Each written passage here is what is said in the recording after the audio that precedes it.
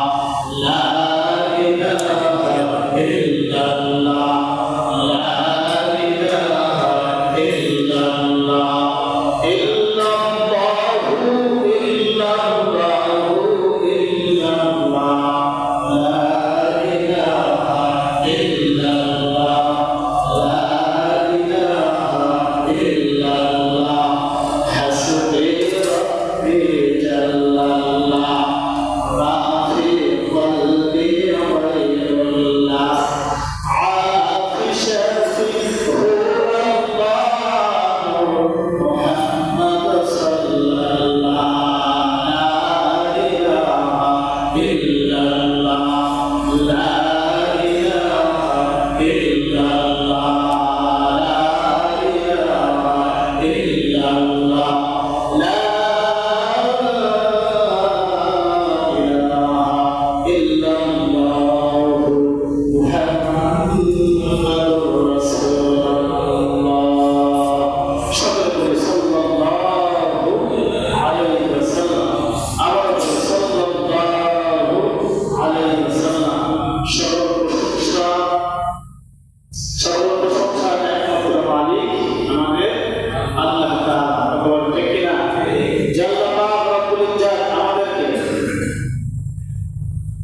এই ফিতনা ফাসাদের জামানায় লক্ষ লক্ষ কোটি কোটি মানুষের উপরে যে জুমার নামাজ ফরজ ছিল, সকলকে আসার তৌফিক আল্লাহ দেন নাই।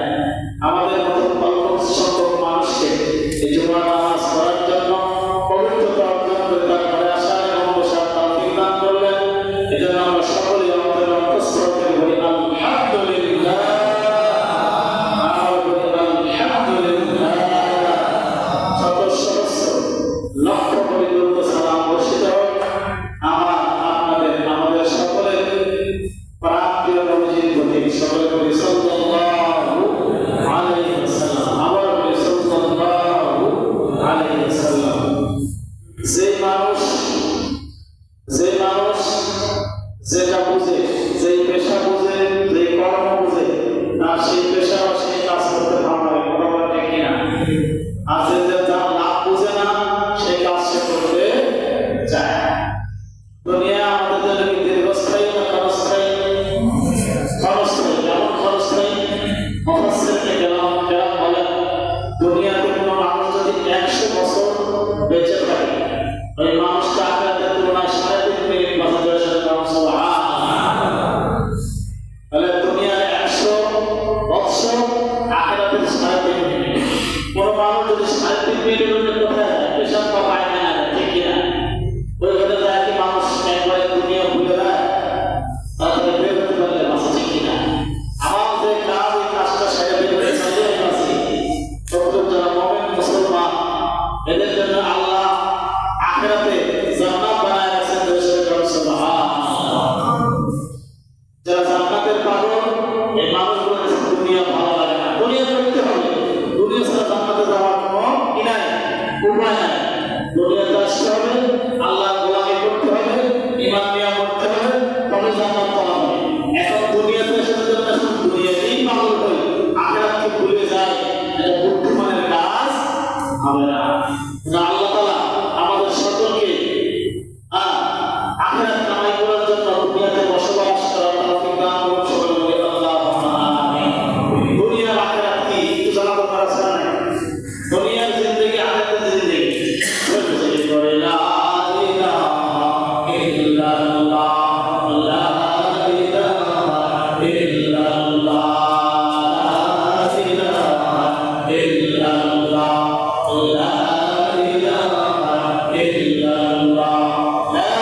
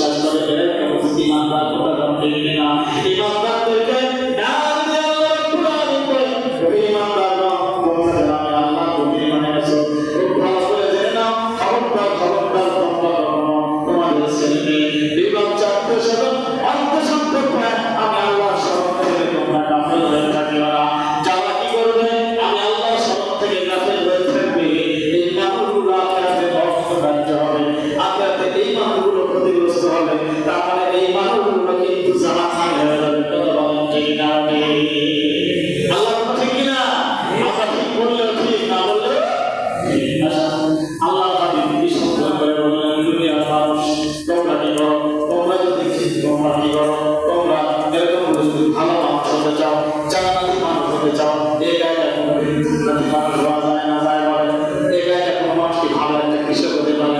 যদি কৃষি কোনো এলাকা আমাদের এলাকা, এটা দিয়ে আমি বললাম কোনো মানুষের গায়ে ডাক্তার হতে পারে না, কোনো মানুষের গায়ে ইঞ্জিনিয়ার হতে পারে না, কোনো মানুষের গায়ে কোনো বিষয়ে পারদর্শিতা অর্জন করতে পারে না।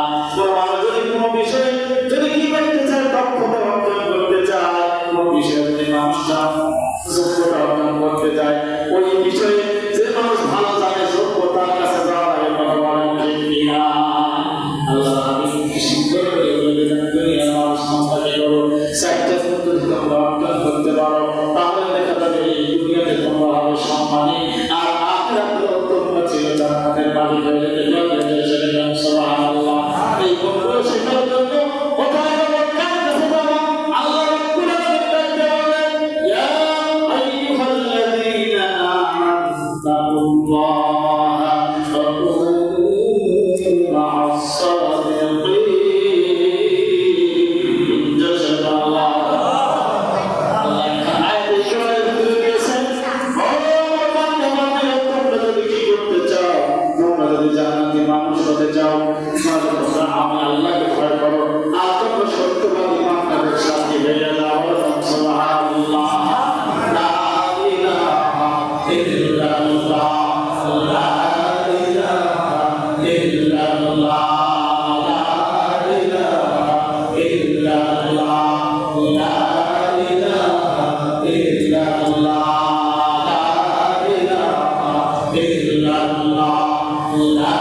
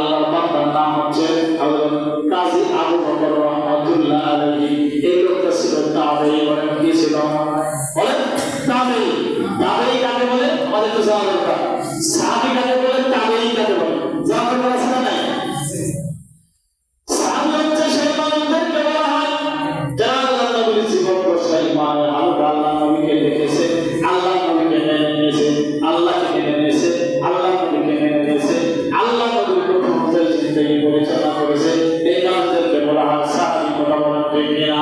আর যারা নবীকে দেখে নাই কিন্তু ইমানের হালতে সাহাবায়ে কেরামকে দেখেছে, আল্লাহকে মেনেছে, রাসূলের হাদিসকে মেনেছে, সাহাবায়ে কেরামকে মেনেছে, এদেরকে বলা হয় তাবেঈন। সুবহানাল্লাহ। এই আল্লাহর বান্দা যার নাম হযরত আবু বকর তাবেঈন, রাহমাতুল্লাহ আলাইহি, আল্লাহর বান্দা যুবক মানুষ, হাফেজে কোরআন। এটা প্রমাণ করে সেই সময় মক্কার ভিতরে খুব দুর্ভিক্ষ চলতেছিল। আল্লাহর বান্দা সেই দুর্ভিক্ষের কবলে পড়িয়া মক্কা হইতে যখন করতেছিল, এমন সময় তিনি হঠাৎ করে দেখেন 3 দিনের অনাহারে ছিল। কয় দিনের বলেন? 3 দিনের অনাহারে। পেটের ভিতরে কাউকে করতেছে ক্ষুধা, কোনো জায়গায় খাবারের ব্যবস্থা নেই, খাবারের ব্যবস্থা করতে পারতেছে না। এমন সময় রাস্তার ভিতরে দেখে একটা ব্যাগ পড়ে আছে, ওই ব্যাগটা উঠায় নিয়ে তিনি ব্যাগটা খুলে দেখতে পাইছেন, দেখতে পেলেন ওই জামায় 1 কোটি টাকা দামের একটা বলার হাত এই ব্যাগের ভিতরে আছে। সুবহানাল্লাহ। আল্লাহ বান্দা চিন্তা করলেন কি করা যায়, এই ব্যাগটা আমি কি করবো, এই ব্যাগটা আমি কি করবো? নিশ্চয়ই যে মানুষটা এই ব্যাগটা হারাইছে সে মানুষ তো খুঁজতে খুঁজতে পাগল হয়ে গেছে। তখন দেখে না ওই জামায় 1 কোটি টাকা এখন বড় করে টাকা হতে পারে। আল্লাহ বান্দা ব্যাগটাকে চিন্তা করতেছে, আমার আল্লাহ রাব্বুল আলামিন তার কুদরতি জবাব দিয়ে বলেছেন, দুনিয়ার মানুষরা আমার বান্দা বান্দিগণ, তোমরা যদি হারাম জিনিস পাও, এই জিনিসটা সেই মানুষের তাকে ফিরে দেওয়া করতে চেষ্টায় থাকো, যার জিনিস তার কাছে ফিরায় দাও। যদি কোনো মানুষ ফিরায় দিতে পারে, এই মানুষটা হলো 1 নম্বরের ইমানদার। কথা বলেন ঠিক কিনা? আল্লাহর বান্দা কোরআন কারিমের আয়াতের মতো স্মরণ হওয়ার পরে তিনি কি করলেন? ব্যাগটা বাড়িতে চলে গেলেন, হেফাজতে রাখলেন। এত দামি জিনিস যদি তিনি হেফাজত না করেন তাহলে ব্যাগটা ক্ষতি হয়ে যাবে। এবার কিছু করে দেখতে দেখতে একদম দুর্ভাগা দাঁড়িয়ে পড়া একদম মুরব্বী মানুষ পাগল হয়ে পিছনে খুঁজতেছে, আল্লাহর বান্দা খুঁজতেছে। এক পর্যায়ে আল্লাহর বান্দাকে ডাকতে বলতেছে, হুজুর আপনার কি হারাইছে? বলতেছে বা হারাইছে যেটা পরে আমি একটা ঘোষণা দিতে চাই, আপনাদের হাত বাঁধার ঘোষণা দেয় কি দেয় না? আল্লাহর বান্দা কি করলেন? আল্লাহর বান্দা তিনি কি করলেন?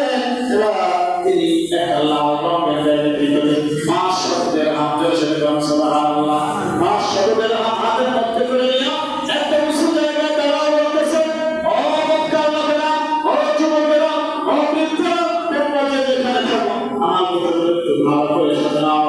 তোমরা কি করো? আমার একটা ব্যাগ হারিয়ে গেছে, ব্যাগের ভিতরে 1 কোটি টাকা দামের একটা হাত ছিল।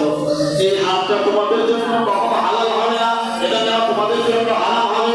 কিন্তু যদি কেউ ব্যাগটা পেয়ে থাকো, আমি ব্যাগটা আমার হাতে একটা ব্যাগ আছে, লাল একটা ব্যাগ, এই ব্যাগের ভিতরে 500 দিরহাম আছে। আমি খুশি হয়ে গেছি মানুষটা পাইছে, এই হাতটা যদি আমাকে ফিরিয়ে দাও, আমি 500 টাকা আমি তাকে ফিরিয়ে দেব।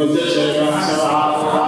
এই কথা যে মাত্র বলেছে, কাজে আমি বলবো রাহমাতুল্লাহ আলাইহি, এই যুবক মানুষ দৌড় দিয়েছে, বৃদ্ধের হাত কাছে ধরে বলতেছে, হুজুর আপনি টেনশন করবেন না, আপনি টেনশন করবেন না, আপনি যে হাতটা হারাইছে কত বড় হাত, কতখানি তার ওজন, কি কারণ, কি রকমের, একটু যদি আপনি তার বর্ণনা আর সঠিক তথ্য যদি আপনি দিতে পারেন, আপনি এইবার বৃদ্ধ মানুষটা বা আল্লাহ হয় তাদের চেহারার ভিতরে একটা ইমানকে উঠায় থাকে না বলেন।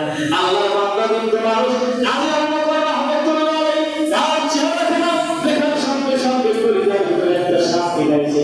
তিনি বুঝতে পারলেন আমার হাতটা আসলে হারাই গেছে, ঠিক এই ছেলে ছাড়া অন্য কেউ পায় না। আল্লাহ বান্দা কি করলেন? বলতেছে, বাবা তুমি কি হাতটা পাইছো? আমি হাত পাই অথবা না পাই, আপনি মেহেরবানি করে একটু তার নির্দেশনা দেন। আপনার কেমন কয়েন ছিল বা কি কি কাজ ভিতরে আছে, কেমন এগুলো যদি আপনি বলতে পারেন, আপনার হাতটা আপনি বেড়ে যাবেন। এবার আল্লাহর বান্দা জানলে সে জানে কি জানে না হয় না। আল্লাহর বান্দা বলে দিলেন, আমার হাতটা এত ইঞ্চি হয়, এত ইঞ্চি হাত, ওই হাড়ের ভিতরে এরকম গানটা এরকম কন্ট্রোল লাগানো আছে, ব্যাগের ভিতরে সেই ব্যাগটা এরকম। যখন তিনি পরিপূর্ণ বর্ণনা দিয়ে দিয়েছেন, আল্লাহর বান্দা কাজাগুলো বলতেছে, হুজুর আপনি যা বর্ণনা দিয়েছেন 100 মিলে গেছে, আপনার টেনশনের কোনো কারণ নাই, চিন্তার কোনো কারণ নাই। এই এখনই আপনাকে হাত ফিরে দিতেছি। এই কথা বলে মুখে হাত খানে আল্লাহ বান্দা ওই মুরব্বির হাতে দিয়ে দিয়েছে সুবহানাল্লাহ লা ইলাহা ইল্লাল্লাহ লা ইলাহা ইল্লাল্লাহ লা ইলাহা ইল্লাল্লাহ লা ইলাহা ইল্লাল্লাহ মুহাম্মাদুর রাসূলুল্লাহ সাল্লাল্লাহু আলাইহি ওয়াসাল্লাম। এবার উত্তরটাকে বলতেছে বাবা তুমি সাধারণ কোনো মানুষ নও, তোমার চেহারার ভিতরে আমি ঈমানের লোক দেখতে পাচ্ছি, তুমি একটা জান্নাতি যুবক এসো বাবা আমার কাছে এসো। তুমি এর সঙ্গে ধরে ডাকতে বলতেছে দেখো এই তাড়াতাড়ি করে এই 500 দিরহাম আমার একটা ব্যাগ আমার কাছে আছে, এটা আমি তোমাকে দিয়ে দিলাম, এই হাত এই এটা তুমি নিয়ে নাও, এই টাকা তুমি ইচ্ছা মতো খরচ করবে, কোনো সমস্যা নেই, আমি তোমাকে এটা হাদিয়া দিলাম। আল্লাহ বান্দা ডাকতে বলতেছে ও মুরব্বি ভালো করে শুনে রাখেন, আমি জানি কোনো ভালো কাজ যদি এই পৃথিবীর জমিনে করা যায় আমি এর মধ্যে দুনিয়াতে নিতে চাই না। আমি কিন্তু 3 দিনের ক্ষুধার্ত যারা মাত্রায় চলতেছে, আমার দরজা বন্ধ হয়ে আসতেছে, কিন্তু আমি তোমার ক্ষুধার্ত করার কারণে তুমি যে টাকা আমাকে দিচ্ছ এই টাকা আমি দেবো না, আমি আল্লাহর কাছ থেকে প্রতিদান নেব। জয় জয় সুবহানাল্লাহ। আল্লাহ পরে যখন দিল না এবার কিন্তু ডাকতে বলতেছে বাবা রে তোমার মধ্যে একটা জান্নাতি পুরুষ নামে একটা নজর দেখতে চাই। আল্লাহর বান্দা বলতেছে বাবা আমাকে একটু তুমি টাকা তোমার চেহারা প্রাণ ভরে দেখে আমার অন্তরে মনে কোথায় তোমার চেহারা আমি একটু ফুটায় করে নিতে চাই। জয় জয় সুবহানাল্লাহ।